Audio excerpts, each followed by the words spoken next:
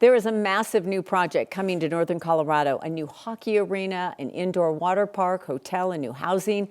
The people against it are still fighting it, even as that project moves forward. Thanks for joining us. I'm Kim Christensen. I'm Alexandra Lewis. Voters will now decide the future and the timeline of an $800 million entertainment district in Greeley. 9 News' Northern Colorado reporter Amanda Gilbert breaks down what comes next. This would be considered one of the largest developments in Greeley's history, and it's broken in two parts. First, there's Catalyst. That involves the Greeley-owned entertainment district. Think Hot Wheels Barbie-themed water park and ice arena. Second, there's Cascadia. That means bringing more homes and apartments to West Greeley.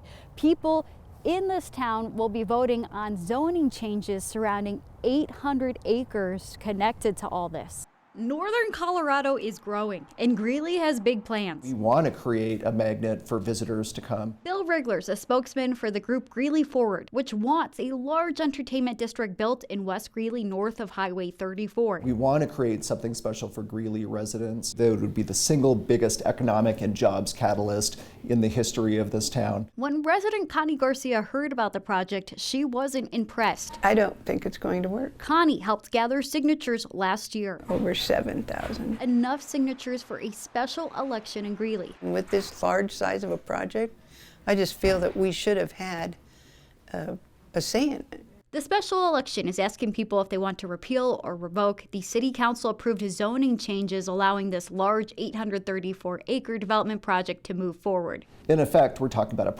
property rights battle here. Bill says vote no to repeal. Voting against this project only delays it. Connie says vote yes. Developers would be halted with what they're doing. Why are you so passionate about this? I think it's way too ambitious. Again, I don't see where it would be supported. You got Blue Arena 20 minutes away that's already established, and it's right off I-25. There's a tremendous amount of what's called leakage, where people are going to other communities like Loveland, like Fort Collins, and they're spending their sales tax dollars there. In Greeley, Amanda Gilbert, 9 News. The special election will be held February 24th. Now to an update on some breaking news we first brought you at 4 o'clock. Colorado Springs police have located a 2-year-old they say was kidnapped earlier this afternoon. They say he was located safely. Let's take a live look outside on this Tuesday afternoon. Pretty sunset out there. Cold start to the week. We warmed up again today, even dipping into the mid-50s. Don't get too comfortable just yet, because our weather impact team is tracking a cold front coming in later this week, Kathy. That's right, Kim. It's an Arctic cold front, so the air behind it is very cold. We're trying to establish how much of that cold air is going to move westward into the metro area by the time we round out the week and head into this big football weekend. The sun set on a really nice day, a mix of clouds and sunshine. The winds not too gusty until late in the day, and temperatures trending above average. And so travel has been really pretty good in and out of the mountains, where temperatures have held in the mid-40s. We're currently 55 degrees at the studio, still 65 in Rocky Ford. The winds have been picking up in advance of a cold front that'll be here in about 3 hours. Looks like it's going to be a dry front, which is unfortunate. We'd love a little more snow. It's going to move quickly from the northwest to the southeast and then zip on out of here. This is the Arctic air mass that we're waiting to see. It's going to push westward back into Denver. Some models have that cold air coming in on Friday and Saturday. So that is the forecast that we are looking at. It also may mean a few snow showers in Denver and some accumulating snow in the mountains, which would be amazing, timed well for the weekend.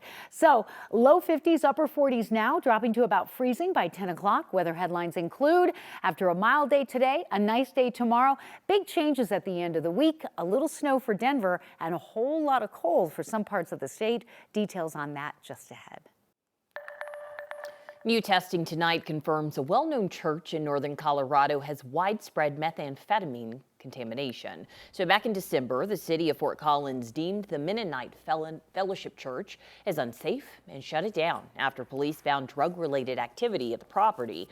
A new report obtained by our partners at the Coloradan confirms there are unsafe levels of meth residue inside multiple bathrooms, bedrooms, offices, even inside the kitchen. Police say people admitted to using meth inside the church, mostly inside the bathrooms, but church leaders say they didn't know this was happening. Mennonite is now facing cleanup costs between $60,000 and $100,000. The city says the building will stay closed until it's declared safe. Investigators say an explosion that killed 2 people in Pueblo County earlier this month was likely caused by a water heater. It happened January 8th at a home near 57th Lane and Cherry Road, south of Boone.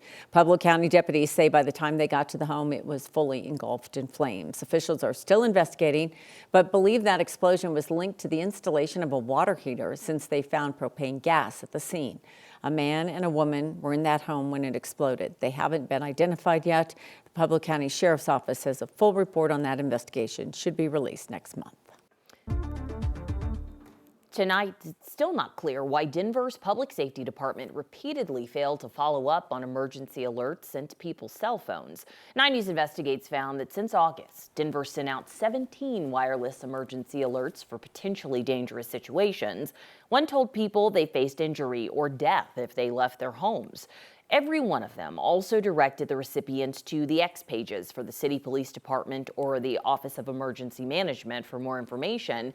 In all but 3 of those cases, no follow-up information was ever posted on those X accounts. So far, city officials have told us they're working to answer our questions but haven't provided any new information.